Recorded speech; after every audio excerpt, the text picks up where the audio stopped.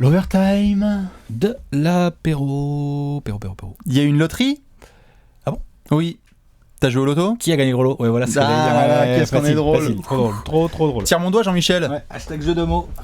On s'installe pour parler évidemment de la loterie qui a eu lieu ce mardi soir. Grand événement tous les ans qui a lieu en NBA pour les équipes qui n'ont pas été en play-off. Certaines qui ont été en play-off, qui ont aussi des gros cadeaux. Hein. On va en parler. Voilà. Bien évidemment, parce que je sais que tu commences à te marrer. Il y en a une. Il y en a une vraiment. Mais il n'y a pas eu le moins bon pic. Enfin, bref, on va en parler. Voilà, on va en parler au fur et à mesure. On fait les gagnants là. Exactement, on fait les gagnants, donc on s'installe bien évidemment. La draft qui a lieu le 22 juin. On sera très probablement devant. On vous réserve plein de petites surprises pour savoir si on sera devant et qu'on le fera commenter en live, etc. Tout ça, de toute façon, on vous le réserve au buzzer comme d'habitude. Mais on va faire donc deux parties. La première sur les équipes qui ont vraiment eu des ping-pong balls à leur avantage. Et puis dans une deuxième vidéo, bien sûr, un deuxième overtime où là on parlera un petit peu plus des équipes qui peuvent un peu être chagrines, hein, Alex. Alex. Je vais peut-être pas le faire celui-là. Moi. Hashtag Phoenix, ouais. Vous inquiétez pas, il y aura un invité pour le deuxième overtime. Voilà, il y aura personne, Jean-Michel personne. Donc du coup on commence. On va le faire un petit peu dans l'ordre inversé. On commence tout de suite par Sacramento. Et les Kings qui ont un petit peu de chance, qu'est-ce qui se passe? Ça y est? Dans leur malheur, un peu de chance. Parce que bon, t'es sur le podium, t'es troisième. Voilà. Il faut expliquer. T'es troisième à la sortie des... Au moment où les balles de ping-pong sortent, voilà. les annonces qui sont faites, c'est Sacramento, vous êtes troisième. Ouais.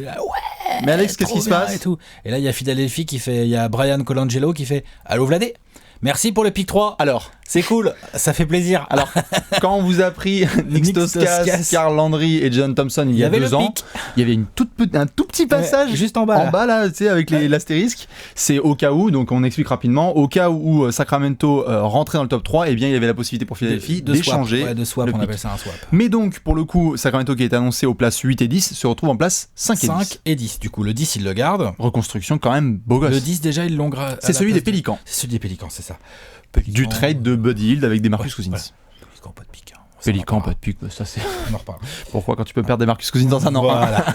Mais donc du coup, Sacramento, on est obligé de se faire plaisir un petit peu parce que les gars, ils sont dans une reconstruction avec Davey Orger, avec Vlad Divac, etc. Bon, on peut toujours se foutre de la gueule du management, mais n'empêche, si tu as envie de te reconstruire, on peut. On va. On va et tu vas te faire plaisir. Voilà. Mais oui, non, ils ont le pic. Tu reconstruis et t'as 5 et 10 quand même. C'est pas mal. Dans une draft bien blindée.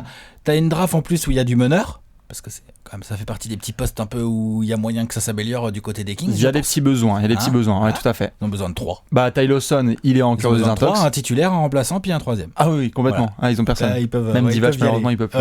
Mais donc oui, tu peux en effet avoir un meneur, par exemple, parce que pour chaque équipe, on va expliquer un petit peu quels peuvent être on va balancer les noms de joueurs, vous inquiétez pas, on fera aussi des grosses mock drafts. Mais là, par exemple, pour Sacramento, tu es en 5, tu peux prendre un grand meneur, comme par exemple De'Aaron Fox ou Dennis Smith. On va voir, en fait, ils vont être dépendants de ce que vont faire les mecs au-dessus. C'est ça. Il y a quand même au-dessus des équipes qui potentiellement peuvent drafter du meneur. Eh oui. Donc on va voir ce qui va leur rester, mais vu le nombre de bons meneurs qu'il y a dans cette draft, en 5, il y en aura forcément un de dispo de bonne qualité. C'est pour ça que si par exemple, imaginons... Que ce soit un De'Aaron Fox, que ce soit un Frank Ntilikina... Tout à fait. Que ce soit... ça sera un peu haut peut-être 5. Un peu haut 5, mais bon, il est quand même très très fort, il a une belle cote. Cocorico. Que ce soit un... Dennis Smith. Tout à fait, ça peut faire plaisir à pas mal de monde, mais donc en effet, c'est sûr et certain que si Markelle Fultz et Lonzo Ball, qui sont les deux favoris, sont pris en 1 et 2... Sinon, ils peuvent prendre Malik Monk. On mettre au poste 2, avec Ben McLemore, avec Aaron Aflalo et avec Buddy Hield. Ça, Sacramento, on a dit, les gars, nouvelle résolution, en 2017, on arrête les conneries. Je suis mort de rire s'ils prennent Malik Monk par contre. Enfin, en même temps, en 2017, on arrête les conneries, qu'est-ce qu'ils ont fait en février. Bref. Sacramento fait partie des vainqueurs quand même de cette draft. Oui. Clairement. Et ça fait plaisir parce que moi j'aime beaucoup Davey Orger et j'aimerais beaucoup qu'il ait un effectif complet, équilibré dans les mains. Même Scala Bissière, même Willie Colstein. Exactement. Puis même il a des joueurs qui jouent, enfin il a des joueurs un peu sérieux. Non, voilà, j'aime bien. Ça fait plaisir. Et je serais content qu'il ait un bel effectif dans les mains. C'est clair. Et puis en 10e place, par contre, on n'a pas trop mentionné, mais 10e place, tu peux prendre le plus gros talent. Tu peux prendre un Jonathan Isaac en 4 à peu près. Un 4 ou un 5 là. Mark Cannon, t'allais le sortir. Zach Collins. Oui, Zach Collins, tout à fait. Gonzaga. Moi je pense qu'il peut être pas mauvais. Enfin, on en reparlera. On fera des profils, tout ça. Tous les profils, on le note juste, tous les profils de draft ont déjà été un petit peu avancés sur Trash Talk. Vous allez sur le site et il y a une catégorie Star de demain qui a été déjà bien gérée. Et puis nous, bien évidemment, au fur et à mesure, on va s'occuper de tous les joueurs. Équipe suivante, t'es chaud? Vas-y. C'est pas Phoenix? Non, c'est... Attends, je sais plus. C'est Philadelphie. On est obligé d'en parler un petit peu des Sixers qui étaient annoncés en 4 et qui montent d'un spot. Ils passent en 3 avec Joel Embiid qui était là pour représenter les Sixers de la aux Kings. Ils auraient pu espérer mieux Oui. Entre guillemets, ils font quand même partie des vainqueurs. Ils auraient pu espérer mieux. Tu gagnes parce que si les Lakers n'avaient pas eu de chance, ils auraient pu être encore plus haut avec, tu vois. Bien sûr. Bon, mais voilà, c'est pas le cas. Ils auraient pu avoir 2 pics, tu vois, tout ça. Il y a plein de choses, plein de cas. Mais bon, ils ont encore un podium. Oui. Ils vont encore drafter hyper haut. Ils ça. ont déjà une base de jeunes qui commence à être sympathique. Quand même, hein. On fait la liste. Hein. Joel Embiid, Ben Simmons, Dario Saric. Voilà, c'est déjà pas mal. Timothée, exactement. Timothée, franchement. N'est-ce pas? Ça fait le boulot. C'est un joueur que tu es content d'avoir dans ton équipe. Hein. Et ça nous mène d'ailleurs à cette question. Et là, on veut bien vos avis. Et moi, je vais demander tout de suite à Alex. C'est qu'est-ce que tu prends comme poste? Parce qu'il y a bien évidemment le besoin à la main et aussi à l'aile. Qu'est-ce que tu fais? Parce qu'il y a déjà des gars qui ont besoin de ballon. Ben Simmons, il va avoir besoin de ballon. Joel Embiid, il va avoir besoin de ballon. Dario Saric, il va avoir besoin de ballon. Comment tu fais? Moi, sincèrement, quitte à faire une équipe de jeunes, moi, je prends un meneur à la draft. Je suis en 3. Ok, moi, je prends un ailier. Moi, je prends un meneur parce qu'un ailier jeune, t'as déjà Ben Simmons, qui joue quand même dans l'aile. Enfin, il joue 4, mais il prend de la place dans l'aile. C'est un forward, quoi. Ouais, voilà. Saric, c'est un forward aussi. Bien sûr. T'as Luaou, t'as l'autre là, comment j'arrive jamais. Robert Covington. Ou je sais pas quoi. Comment Rich Nolan, c'est un 4. C'est un 4, ouais. Enfin, t'as du monde dans les ailes. Non, c'est clair. Et tu peux prendre un meneur très fort à la draft et ça t'empêche pas d'en signer un sur le marché des agents libres. Tout à fait. Voilà, c'est ça que je veux dire. Ok. Donc moi personnellement, c'est ce que je ferais, surtout qu'en plus on est vraiment dans une draft très très forte en meneur. Bien sûr. Après, encore une fois, tout va dépendre de ce que vont faire les équipes au-dessus d'eux. Les deux équipes, les Lakers et Celtics. Bah ouais, les Lakers et les Celtics au-dessus, qu'est-ce qu'ils vont faire? Donc, je pense qu'on va en parler, mais voilà, Philly va aussi regarder ce qui se passe devant lui avant de faire son choix, je pense. Moi, je te partirais un petit peu plus sur un ailier, parce que, après, c'est toute cette histoire de rumeur, notamment par rapport à Kyle Lowry, mais je m'en fous que Kyle Lowry puisse aller à Philly ou pas. Je pense que sur le poste de meneur, si tu veux vraiment progresser, là, il te faut un daron titulaire. Oui, ça serait pas mal. Il te faut un daron titulaire, là, tout de suite. Et derrière, un Josh Jackson, par exemple, que moi, j'aime beaucoup. Dans ce cas-là, prends un 2 qui shoot, alors. Je pense que Malik Monk, tu vas pas pouvoir avoir un peu en 3ème de la draft, quoi. C'est un peu compliqué. Mais tu vois, Josh Jackson dans cette équipe-là, pourquoi pas? Mais t'as un 3 défensif. Jackson, là. Oui, je pense vraiment à Josh Jackson parce que c'est un 3 défensif. Déjà, avec ça me fait chier pour Timothée, moi, déjà, ça. Mais Timothée, c'est un 2. Ouais. C'est un 2. Il a un profil similaire un peu à Josh Jackson quand même. Un peu plus petit, un peu moins physique, mais oui. Mais sa défense, ça rend. Il shoot peut-être mieux, remarque, que Josh Jackson. Ouais. Mais bon, il y a en tout cas la connexion aussi avec Kansas, Joel Embiid. Non, mais Josh Jackson, donc j'aime beaucoup. S'il est encore disponible en 3ème position. Oui. Philly va forcément y réfléchir très fort. N'est-ce pas? Tout dépendra de ce qui restera comme meneur aussi. En gros, ça va dépendre de ce que vont faire les mecs au-dessus. Ça va dépendre de ce qu'on va faire les deux du dessus et on va y venir. Donc n'hésitez pas, bien évidemment, déjà sur les deux premiers, sur Sacramento et Philly, à nous balancer les pics. Parce qu'il y en a déjà qui disent, c'est sûr et certain qu'il faut prendre ça. Mais Alex, maintenant, on passe aux Lakers. Les Lakers, je sais pas ce qui se passe avec le pic numéro 2, mais ils sont abonnés. Gros vainqueur de la draft. On va y venir après avec le numéro 1, mais le plus gros vainqueur, mais il faut mais le gros vainqueur quand même, c'est les Lakers. Tu avais un scénario cataclysmique pour ceux qui ne le savent pas. Il y avait vraiment un scénario horrible pour les Lakers. Oui. Si tu sortais du top 3, le pic va à Philly. Tu perdais ce pic et en plus celui de 2019 allait à Orlando. Donc tu étais dans une position où tu pouvais tout perdre dans ta reconstruction. Au lieu de ça, non seulement tu intègres le podium, enfin tu y es, et en plus t'es deuxième. Ils vont pouvoir, sauf surprise et cataclysme, ils vont pouvoir drafter Lonzo Ball. Pour le coup, je pense qu'il n'y a pas trop de... Préparez-vous, les fans des Lakers. Ce serait drôle. Ben oui, mais Lonzo Ball, t'as vu, il fait des workouts que avec les Lakers. Il a dit, j'en fais un seul d'entraînement, c'est avec les Lakers. Je fais aucune autre interview avec une autre franchise. Ça a l'air des gens bizarres quand même, cette famille. Ils sont chelous, on va en parler des balls. On va en parler, mais le joueur est super. Le joueur est bon. Le joueur est super. Il est très Ne faites pas l'amalgame entre le père et le fils. Mais quand lui et son père ils vont débarquer en NBA, franchement... On va se marrer, mais ça va y avoir des overtime. Surtout aux Lakers avec Magic, tout ça. Dîner de con, mercredi, je sais pas ce que vous faites, mais il y a de quoi faire des jolies choses. Mais donc les Lakers, t'es content parce que t'es deuxième. Tu vas encore une fois devoir voir ce que fait Boston au-dessus. Ils vont pas en parler. Lonzo Ball, Boston. Mais t'as besoin donc d'un meneur. Maintenant, la question là que je veux te poser, et je veux bien les avis de tout le monde là-dessus, parce que ça a été une grosse discussion là sur les dernières heures. Tout de suite après l'obtention du deuxième choix de draft, il y a eu déjà des rumeurs sur le départ potentiel de D'Angelo Russell, qui donc a été reconstruit, qui était là chez les Lakers avec l'époque Byron Scott et Mitch Kupchak. C'est vrai que si tu veux drafter Lonzo Ball, t'as peut-être intérêt à essayer de trader D'Angelo Russell. Il y en a qui parlent de le faire jouer en arrière, moi je n'y crois pas du tout. Non plus.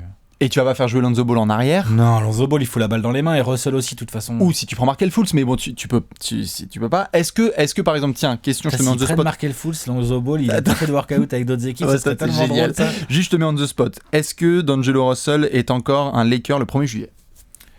Le 1er juillet, peut-être encore. Le trade peut intervenir plus tard. Arrête. Bah non, alors dans ce cas-là non. Ok. vu que je pense que ça va drafter Lonzo Ball, je pense que derrière tu vas trader D'Angelo Russell. Okay. Je pense que D'Angelo Russell c'est pas le chouchou de Luke Walton.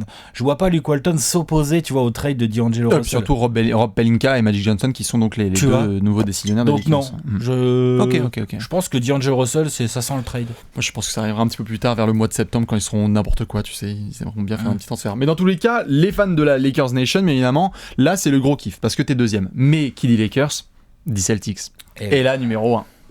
Numéro 1 de la draft. Donc on le rappelle, lundi, Game 7 remporté, mercredi, premier match de finale de conf, mais bon, ça a été une branlée, et le mardi... attention, ça va. Doucement les Doucement.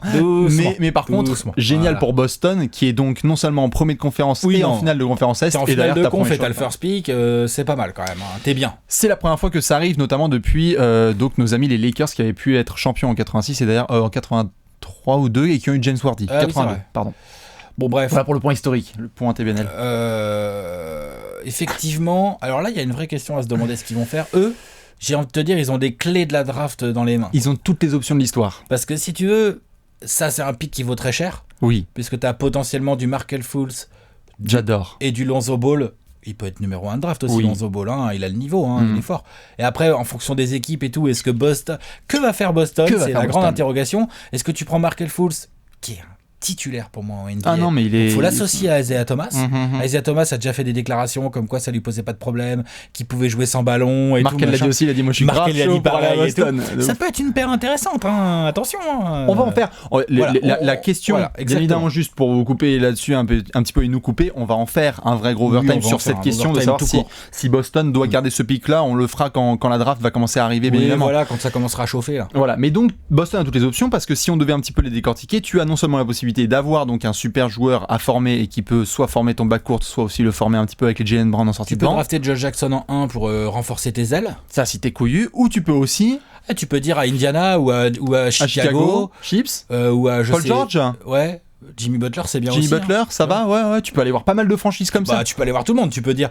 Le first pick, qui veut le first pick, qui, tu vois, et là tu vas voir ce qui tombe. Surtout qu'en plus Boston a de la marche salariale un petit peu. Tu vas voir Del tu dis tu peux me filer Anthony Davis genre Del, je te jure que DeMarcus Cousins reste. Et là avec un first pick, Anthony, et tu vas pouvoir mettre DeMarcus Cousins avec un gros meneur et tout, tu vois.